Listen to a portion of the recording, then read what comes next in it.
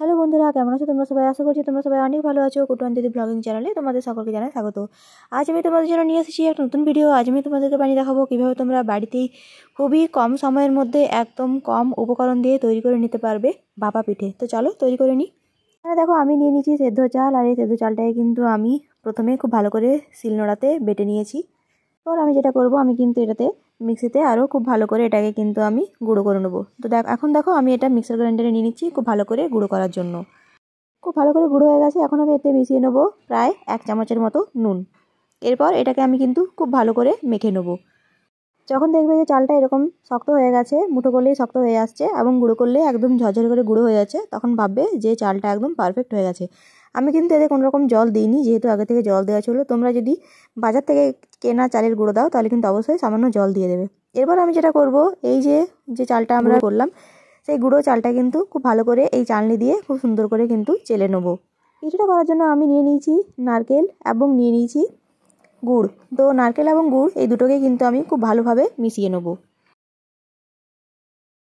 এরপর দেখো আমি এখানে উনুন জ্বলিয়ে নিয়েছি, আর উনুনটা জ্বালানোর পর কিন্তু আমি হাঁড়িতে দিয়ে নিয়েছি গরম জল, আর উপরে একটা পাতলা সুতির কাপড় কিন্তু বেঁধে নিয়েছি। এরপর দেখো পিঠেটা তৈরি করছি। আমি এখানে নিয়ে নিয়েছি একটা ডাবুর মধ্যে আমি কিছুটা পরিমাণ চালের গুঁড়ো দিয়েছি। তারপর কিন্তু নারকেলের এই পুরটাকে খুব সুন্দর করে দিয়ে নিয়েছি। ওপর থেকে আরও কিছুটা চাল গুঁড়ো দিয়ে আমি কিন্তু হাত দিয়ে চেপে চেপে খুব ভালো করে কিন্তু আমি শক্ত করে এটার মধ্যে দিয়ে নিয়েছি।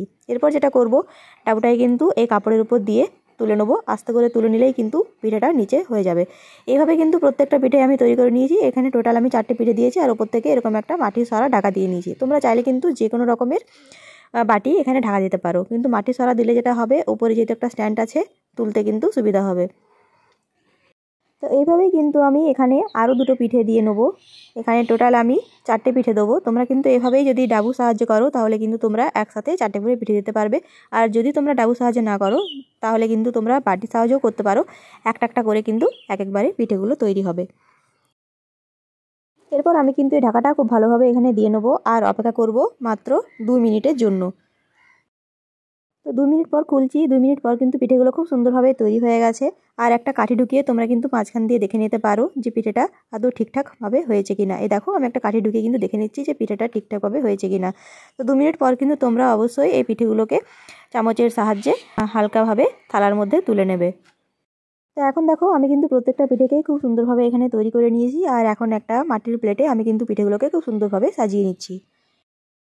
পিঠেটার ওপর দিকটা কীরকম হয়েছে সেটা তোমাদেরকে একটু দেখায়। খুব সুন্দর কিন্তু কালারফুল হয়েছে পিঠেটা। গুড়ের রঙটা কিন্তু খুব ভালোভাবেই দেখা যাচ্ছে।